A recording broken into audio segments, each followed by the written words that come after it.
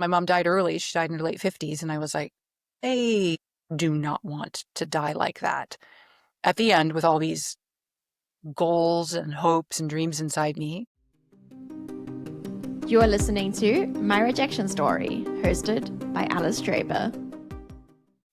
So, for example, with that book, I knew I was kind of kicking the can down the road, even though my ethos is life's short, let's get down to living.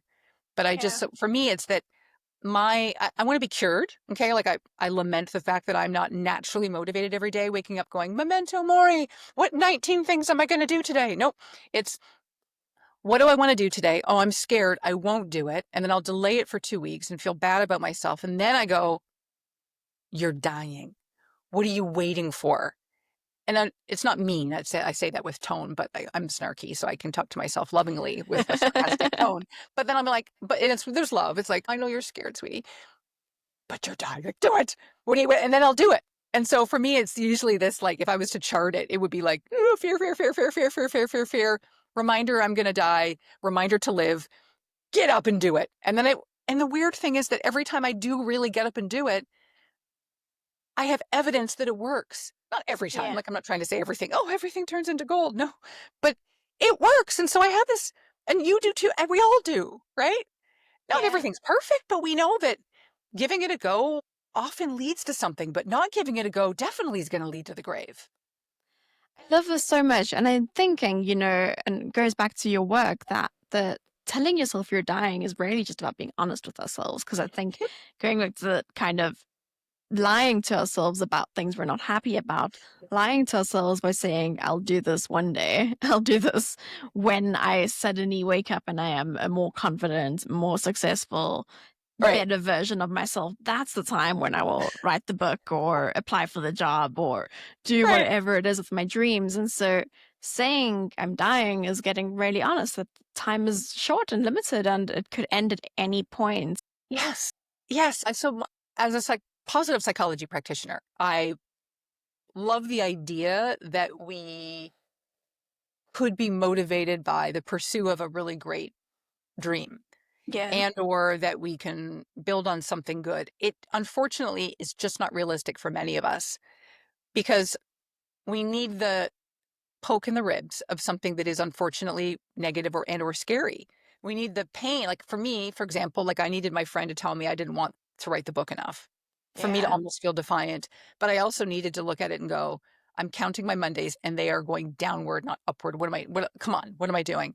We do, unfortunately, psychologically need that little, like to sit on just a little bit of attack. And okay, fine. If that's what we need, then let's do that. Let's work with that. Yeah, I think you had a quote in your book by Freud, which was just about ticking time is what motivates us. And when everything is just like, it could end at any point. I also watched a podcast episode with a divorce lawyer, and I think, I hope I'm getting the facts right, he spoke about how it's mostly the clients who come and talk, like in the practice of getting married, are talking about divorce and talking about what they would do in the events of getting divorced, are the ones that usually have happy, long-lasting marriages that don't end up in divorce. But for so many couples, it's like, totally taboo. Why would we even be talking about this thing that could happen? But it's almost healthy. It's healthy to know that this is not something to take for granted. This could end. Like, this is something that requires work and attention. And it is. Well, there's an existential psychologist. I can't quote who it is because I forget who he is, but it might be Irv Yalom. Let's fact check me. I don't know. But he said that denying death exacts the price of a compromised inner life. So yeah, being willing to go there. And we don't need to dwell on it, right? Like we don't need to be morbid every day and talk all about our funeral and all about the everything. Plan it, get it done. And then acknowledge that the little sweet little ticking time bombs that we are, but like the acknowledgement of it is precisely the deadline that we need in order to stop procrastinating our lives, just like any good old fashioned deadline at work or in life. Yeah. I'll be reminding myself about death more often. So going back to rejection, that wake up call when your mom died. But before that, what was your relationship like with rejection? Oh, well, it was a pretty respectful relationship because I let rejection rule as my fear. And I just said, well, I will play small. Oh, I'm no fool. If I don't engage, then I don't have to feel uncomfortable. So Now, with that being said, like there were some areas where like I was pursuing a career at the time that I felt really great. And I would put myself out there in those ways because for whatever reason, I wasn't as afraid of rejection of that. But what I was afraid of rejection for was venturing out on my own because that felt like the stakes were higher. Like I didn't find it squeamish to apply for a bigger job in the company I was working in or whatever. That for some reason felt okay. But it was my own my own baby or my creativity that felt, of course, like it was just more vulnerable. And I was really reluctant to make a move. So I remember staying in my corporate job for at least 2 years after I had already diagnosed myself as done. Like I'm done here, but I don't know how to leave. And I look back and, oh, I just sort of feel sorry for her because she was just hoping to be saved. I was hoping that some headhunter would like give me a call and say, we have this great job for you. And I would just get plucked, like almost like a helicopter would come in and like do a rescue mission and like take me out of my office and move me somewhere else. And it didn't happen. And I just kept waiting for something to happen. And in the book, I tell this story about the stapler. Like one day at my desk, I was just doing my work and I stapled a couple pages together and my stapler ran out of staples. Okay, whatever. And I go to the supply closet and I reload the stapler with a new row, which doesn't happen often. But I was like, and I looked at it and I said, as I reloaded, I said, I better not be here by the time this row of staples is through. And in a weird way, it gave me this like little doo-doo-doo lift of confidence. But then I went back to my desk and I did nothing about it. I didn't initiate. Because again, fear of rejection, fear of starting something and maybe it not working, or fear of all the things. And I reloaded that stapler a couple more times. And every time I reloaded it, of course, I felt lousier about myself until I did do the inner work and figure out at that time I wanted to get into leadership development, executive coaching. And so I did that for about 10 years. And I'm making the leap to do that was it was a good signal about like I needed to jump into the deep end of the pool. And for me, the deep end was what I needed, not the shallow end. So I used to coach. So I used to work with a lot of people who were figuring out what they wanted in life. And for many people, dipping your toe into the shallow end and like working on stuff on the evenings and weekends is kind of what you do. That was not I needed it to be like full on. And I'm not saying like we all have different preferences, right?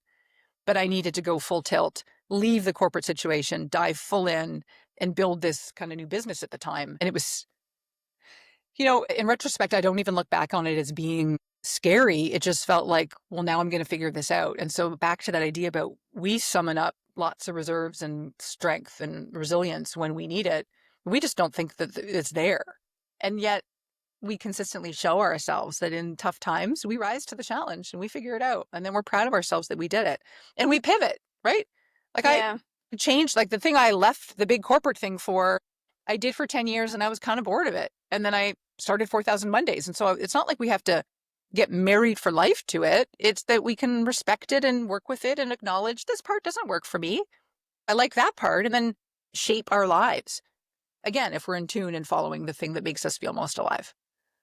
Yeah, yeah. I love that you point out that we're more resilient than we give ourselves credit for. Often it takes the hard way to figure that out. But I'm curious if there was a catalyst that kind of helped you reach that point of making the decision to leave. Because I think there will be a lot of people listening who are stuck refilling rows of staplers in their stapler, rows of staples in their stapler, and don't know, they probably also feel worse about themselves every time they're doing it, metaphorically, whatever their version is, because they know they want to do this thing, but they just are not doing it. Yeah. Yeah. I hear you. Back to reminding yourself that your time is ticking. You worded it earlier in a way that I loved, like we're waiting for the day to become more confident. And that's a morning wake up call that will just never arrive. So I think that when we acknowledge that courage and confidence don't arrive on our doorstep, or that a friend isn't going to give it to us for our birthday, or, it only courage and confidence are the outcomes of taking the risk and trying and feeling scared. So I think it's like, I'm not gonna get to the point where I feel like today's the day. No, you just kind of make today the day, or make tomorrow the day and then do it. And then you'll react accordingly because you have however many Mondays left. So I do think for me, it was that the ever present reminder that, again, back to the idea about life being short. And for me, when I studied Memento Mori, when I went to University of Pennsylvania, and I did my thesis on it, this idea that, wait, can thinking about death actually really motivate us to live? And gratefully, science showed the answer was yes. I, because I studied it so much and I got so enthralled, that for me was an inspiration point to make a shift again and start 4,000 Mondays. And I left a really great, fantastic business partnership with someone where I was doing the leadership development stuff. And it was great, but it was like, my passion's over here and I've been bit by this bug. And the more I studied the idea that death is this motivator, I thought it was horribly ironic if I then stifled that dream to figure out how to talk to crowds and talk to teams and motivate people to just like wake up and live. And like now that I know all this stuff about getting to the end and avoiding regrets, am I going to live a life where I'm like, but the biggest thing I wanted to do was talk about that and I never did? So I had to make the move. So I think the more you immerse yourself in what you believe and what you're passionate about and study it, and again, go back to Memento Mori, read all the stuff I've written for free on the blog, or, get the audiobook or whatever, but like get that motivation to be like, not in a dire way that life's limited, but in a kind of dire way. Like, what am I waiting for? I've got nothing to lose, other than my life. So get that wake up call. Do you remember the moment you realize that you're making this jump, you're leaving, you're betting on yourself? Was there a specific moment, or was it a lot of moments? There was a specific moment when I registered for a coach training program, collective coaching. Yeah. Because I was like, I'm committing to this year-long program and it wasn't cheap. And I thought, this is it. So that was to leave the corporate environment. And then the next time for me that I realized I was committing was when I made the decision to do my thesis on this Memento Mori topic. Because here I am, I'm in this program and I wanted a good ROI. I'm like, well, I should obviously study something around leadership. And I was totally going to, because that would have been the responsible thing to do. And I would have been half-hearted into it. And half my heart's okay, but I didn't enough for a full life. And I realized I really want to study this idea of like, could the Grim Reaper maybe be this really helpful guy in disguise? And by letting myself study it, because that took courage, I also didn't want to feel rejected from the program I was in, because I'm like, what are they going to think of me, that I'm studying death? This is positive psychology, but of course there's room in positive psychology for all of the dark side and light side of life. So I was just telling myself a story for no reason, just because fear was talking. But when I gave myself permission to make that my focus, it opened up doors for me. And so it's sort of like every little moment where you take a bit of a risk. Those are often those like, okay, it's almost like that's my version of like plugging my nose and jumping into that deep end. I love that. So taking those first steps towards what you're called to do. And also I'm hearing like you immersed yourself in a community of people by doing that program. So you're now in a community of people around people who light you up in a way that maybe you weren't being lit up at work. You said something I didn't even know when I went in, like, to the program. I did not care about that. I thought, well, that will just be, it's a nice side effect, but that's not what I was thinking was going to be so beneficial. And it ended up being an unanticipated, pure level of joy to have like-minded people, to be connected with people that now, I can talk to about similar science or philosophies, and just a group of people that are great. So yeah, the community is another thing that I underestimated. Yeah. I think community for specific to rejection, it makes us a lot braver, because that's what we're so scared of, is we're scared of being ousted from our community. So if your community is supporting you to take risks, you be more likely to take those risks. Oh, so well said. Yeah. It feels so good. Like, not in a misery love company way, totally, about like not in or how do you say it, Schadenfreude way, like loving your rejection because it makes me feel better about myself. I don't mean that, but the fact that, oh, I'm not the only one that feels this way. And wait a minute, you persevered despite rejection and then you achieve that thing. Holy cow, does that mean that that's possible for me too? And the answer, of course, is yes, or at the very least, maybe. Yeah. I love that so much. Do you have a particularly painful rejection that you still remember today? Good question. It's current day. So I am in the midst of overcoming. I told you earlier my cadence of having a dream and getting scared and then needing to kind of remind myself again that you're a finite resource. I have a dream now to do more with You Only Die Once. to have some kind of a TV show where I interview people who are known, celebrities, famous players, famous people. And I am doing everything I can to not do it, which Mm. is playing it small.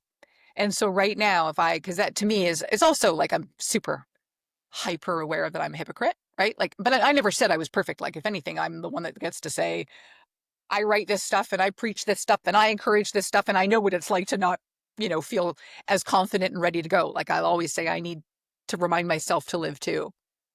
And I feel really squeamish about it. And it's really honest that I want to do this thing. I want to work on this and I am procrastinating like a champion. So this is my rejection in the making. And I feel like a rejection that is in process is so ripe and rotting. And it's what's happening right now. Well, thank you for sharing. This is you putting it out into the world that you're going to do it and put the work. Well, thanks, Alice. I love the idea. I think it would be amazing as a talk show. I'd love to tune in. I mean, clearly I'm very into this topic.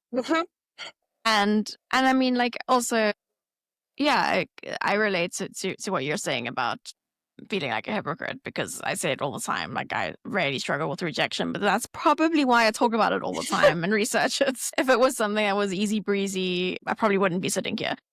Yeah. So yeah, I love that. If you could go back and tell your past self one thing about rejection in this moment, what would you tell her? Well, I have a very good friend, Capella Fahum. She's a producer of films, and now she's transitioned into being this extraordinary coach. And she astounds me because she's the only person, she's almost like a rare breed of human. She says, I eat rejection for breakfast. And of course, I wanted to gag because well, if I had that, I'm like, actually, and so it's this idea about what if it was fuel?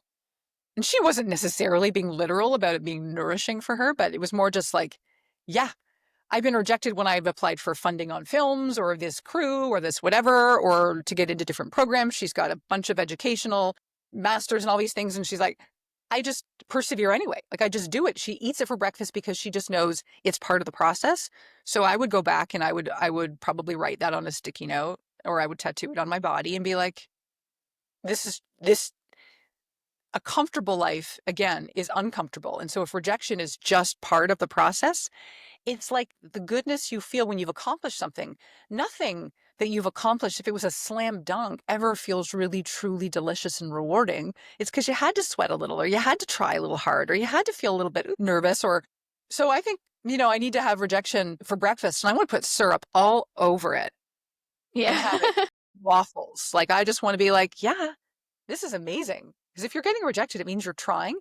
And then if you're getting rejected, it means you're one step closer and you're going to learn. And that is what aliveness feels like. Yeah.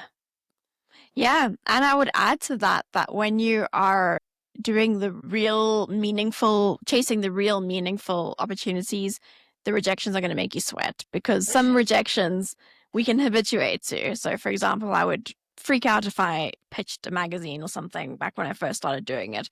But now it's like I forget that I even pitched them.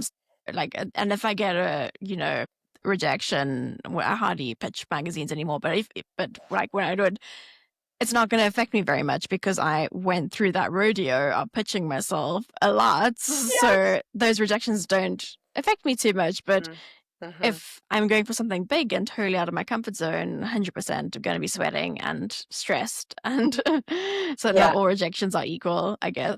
Good point. And again, they're all just intelligence that, this matters. Yeah.